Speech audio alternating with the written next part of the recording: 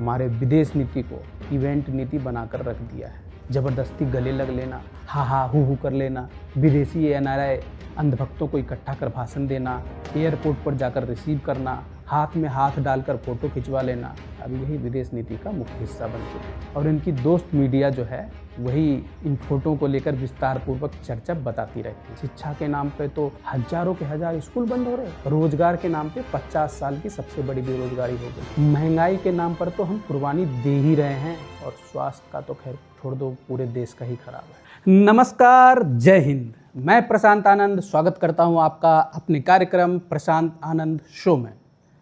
मेरे प्रिय दोस्तों, आप चाहे समर्थक किसी भी पार्टी का हो, मेरा आपसे निवेदन है कि वीडियो को पूरा देखें और एक आम नागरिक की तरह विचार कीजिए। दोस्तों, मोदी जी 5 देशों की विदेश यात्रा पर गए और ये उनका 100वां टूर है। अभी तक वो 110 देशों से अधिक की यात्रा कर चुके हैं। विदेश मंत्रालय के आंकड़ों के मुताबिक अभी तक 2112 करोड़ रुपए खर्च हुए हैं, और ये खर्च विमान के रखरखाव और उन महिलाओं का खर्च छोड़कर है जो एयरपोर्ट पर मोदी को देखकर रोने आती हैं। लेकिन इन 2000 करोड़ खर्चों से देश को क्या मिला? इस विदेश नीति का क्या फ़ायदा हुआ? जब ऑपरेशन सिंदूर चल रहा था तब हमारा 25,000 की आबादी वाला देश भी साथ नहीं दे रहा था। चीन, अमेरिका, रूस तो छोड़िए, उस देश ने भी एक शब्द नहीं बोला जहाँ के प्रधानमंत्री ने हमारे मोदी जी को पैर छूकर प्रणाम किया था। सोचिए, इतने छोटे से देश को भी कूटनीति मालूम है कि कहाँ बोलना है और कहाँ नहीं बोलना है, लेकिन भारत जैसे विशाल देश के प्रधानमंत्री को नहीं पता है कि कूटनीति क्या होती है। अमेरिका में जाकर अब की बार ट्रंप सरकार बोलकर उसके लिए प्रचार करते हैं, उसके लिए वोट मांगते हैं, और ट्रंप चुनाव हार जाते हैं। नाम भारत का खराब हुआ, ना कि मोदी का। जो बिडेन चुनाव जीत गए, फिर काहे का दूरदर्शी नेता जिसे इतनी समझ नहीं। और देखिए मोदी जी का मीडिया मैनेजमेंट, जो बिडेन के जीतने के बाद भी उसको मोदी का दोस्त बताने लगे। ये बात आपके गले उतरेगी? हमारे यहाँ छोटे से चुनाव में भी जीतने वाले प्रत्याशी को पता होता है कि उसकी विपक्षी पार्टी के साथ साथ कौन घूम रहा था, और उसके साथ वो वैसा ही व्यवहार करते हैं। क्या बिडेन को नहीं पता था कि भारत ट्रंप का प्रचार कर रहा? फिर वो जीतने के बाद भारत की मदद करेगा? हाल फिलहाल मेरा एक दोस्त गांव से दिल्ली आया। गांव का मुखिया था। गांव में उसकी अच्छी सेटिंग और अच्छा सिक्का चलता था। जब कोई अतिथि गांव के बाहर से आता था तो ऐसी खातिरदारी करता था कि अतिथि उसका फ़ैन हो जाता था। जब वो दिल्ली आया तो मैंने उसको समझाया कि देखो, मैं दिल्ली में लगभग 20 सालों से रहता हूँ। मेरा अनुभव है और मेरा सुझाव है कि यहाँ सही से रहना। यहाँ गांव की तरह लोग सीधे नहीं मिलते हैं। लेकिन मेरे दोस्त ने नहीं माना। बहुत से लोगों से मिलने जुलने लगा और हर किसी को भाई और दोस्त बताने लगा। मैंने उसे फिर से समझाया कि देखो, ये किसी के सगे नहीं, इन पर भरोसा मत करो। लेकिन उसने मेरी एक नहीं सुनी। उसने कहा कि इतने कम समय में मैंने जितने दोस्त और इतनी गहरी दोस्ती बनाई है, वो तुम 70 साल मतलब 20 साल में भी नहीं बना पाए, इसलिए तुम जलते हो। अब उन लोगों ने मेरे दोस्त की कोई प्राइवेट वीडियो बना ली, फ़ोटो ले लिए और ब्लैकमेल करने लगे। कांग्रेस ने भी बोला था मोदी जी को कि ट्रंप इंसान ठीक नहीं है, लेकिन ये तो उनकी जीत के लिए हवन करा रहे थे। इनको बोला चाइनीज़ ठीक नहीं है, लेकिन ये तो उनको झूला झूला रहे थे। अब चाइना ने गांव बसा लिए और ट्रंप ने एपस्टीन बना लिए। पुराने ज़माने में विलेन माँ या बाप को बंधक बना लेते थे और हीरो को ब्लैकमेल करते थे कि अगर माँ को बचाना है तो तुम्हें मेरा ये काम करना होगा। वही काम आज अदानी की वजह से मोदी जी को अमेरिका के लिए करना पड़ रहा है। ये वीडियो देखिए, मोदी जी कुछ प्रेशर बनाने की बात कर रहे हैं। इंटरनेशनल प्रेशर पैदा करने की ताकत आज हिंदुस्तान में, पूरी दुनिया पे प्रेशर हम पैदा कर सकते हैं। पाकिस्तान हमको मार के चला गया, पाकिस्तान ने हम पर हमला बोल दिया मुंबई में, और हमारे मंत्री जी अमेरिका गए और रोने लगे, ओबामा ओबामा ये हमको मार के चला गया, बचाओ बचाओ। ये कोई तरीका होता है क्या? ट्रंप का ऐसा प्रेशर था कि देश की इज्जत ताक पर रखकर ऑपरेशन सिंदूर के दौरान पाकिस्तान से सीज फायर कर लिया और देश को बताया कि पाकिस्तान से फ़ोन आया कि अब हमले मत करो, और मोदी जी मान गए। उन्होंने उन आतंकवादियों पर तरस खाया। ये होता है प्रेशर मोदी जी।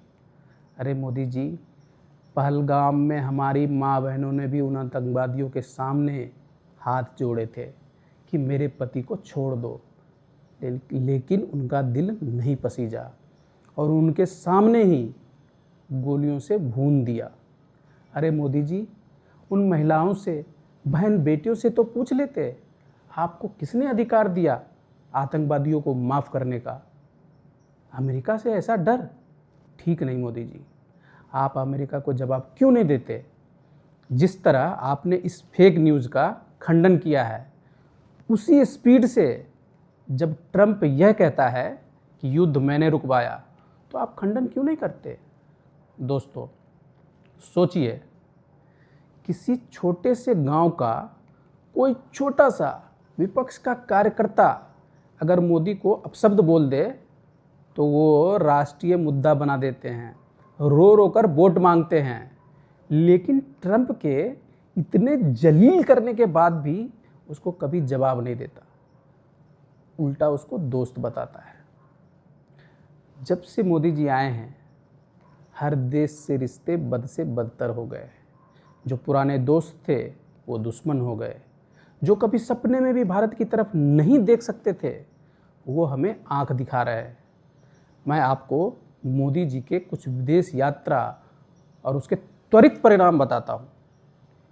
मोदी जी ने प्रधानमंत्री बनने के बाद सबसे पहले पाकिस्तान के प्रधानमंत्री नवाज शरीफ को भारत आने का निमंत्रण दिया। उनकी बेटी की शादी में बिना बुलाए आम और साड़ी लेकर गए। उसके तुरंत बाद पाकिस्तान ने भारत पर पठानकोट में आतंकवादी हमला कर दिया। चीन के राष्ट्रपति को झूला झुलाया। उसके तुरंत बाद चीन ने गलवान में हमारे 20 सैनिकों पर हमला कर शहीद कर दिया। डोकलाम में घर बना लिया। लेकिन मोदी जी ने कहा, ना कोई घुसा है ना कोई आया है।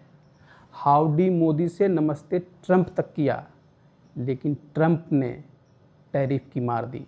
हमारे भारतीयों को जंजीर लगाकर देश से निकाला और दुनिया में हमारी बेइज्जती की। कभी भी यूएन में अस्थायी सीट के लिए हमारा समर्थन नहीं किया। कभी भी पाकिस्तान की फंडिंग नहीं रोकी। रूस से पुरानी दोस्ती होने के बावजूद यूक्रेन के राष्ट्रपति से मिले। रूस ने नाराज होकर चीन को S-400 मिसाइल पहले दिया और हमें बाद में। चीन और रूस नज़दीक हो गए। मालदीव, जो कि भारत पर ही निर्भर है, राष्ट्रपति मोजू ने इंडिया आउट का कैंपेन चलाया और चुनाव जीता। सालों से तैनात 76 इंडियन सोल्जर को देश से निकाल दिया।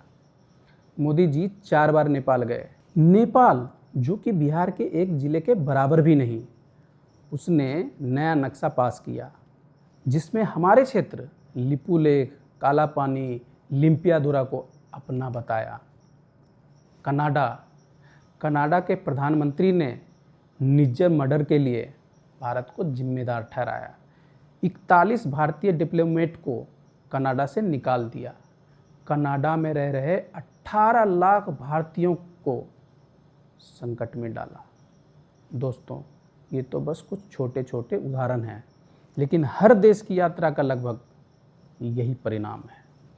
दूसरे देशों का तो परिणाम ये है ही, लेकिन हमारे देश में भी 12 साल के इन दौरों का कोई एक फ़ायदा अगर आप मुझे बता दें। कोई शिक्षा पर फ़ायदा हुआ, रोज़गार पर, महंगाई पर, स्वास्थ्य पर, किसी चीज़ पर तो असर पड़ना चाहिए इन 2112 करोड़ का। किसी एक चीज़ पर भी रत्ती भर फर्क नहीं पड़ा। शिक्षा के नाम पे तो हजारों के हजार स्कूल बंद हो रहे, रोजगार के नाम पे 50 साल की सबसे बड़ी बेरोजगारी हो गई है, महंगाई के नाम पर तो हम कुर्बानी दे ही रहे हैं, और स्वास्थ्य का तो खैर छोड़ दो, पूरे देश का ही खराब है। दोस्तों, आजकल के युवा नेता मंच पर जाकर बड़े नेताओं के कान में कुछ पूछते हैं कि साहब कुछ चाय पानी लाऊं आपके लिए। फिर वो अपने दोस्तों से इस मूवमेंट की तस्वीर खिंचवा लेता है और सोशल मीडिया पर कैप्शन लिखता है कि आज माननीय मंत्री जी से विस्तार पूर्वक राजनीतिक चर्चा हुई। मोदी जी का भी लगभग यही हाल है। हमारे विदेश नीति को इवेंट नीति बनाकर रख दिया है। ज़बरदस्ती गले लग लेना, हा हा हु कर लेना, विदेशी एनआरआई अंधभक्तों को इकट्ठा कर भाषण देना, एयरपोर्ट पर जाकर रिसीव करना, हाथ में हाथ डालकर फ़ोटो खिंचवा लेना, अब यही विदेश नीति का मुख्य हिस्सा बन चुके हैं। और इनकी दोस्त मीडिया जो है वही इन फोटो को लेकर विस्तार पूर्वक चर्चा बताती रहती है।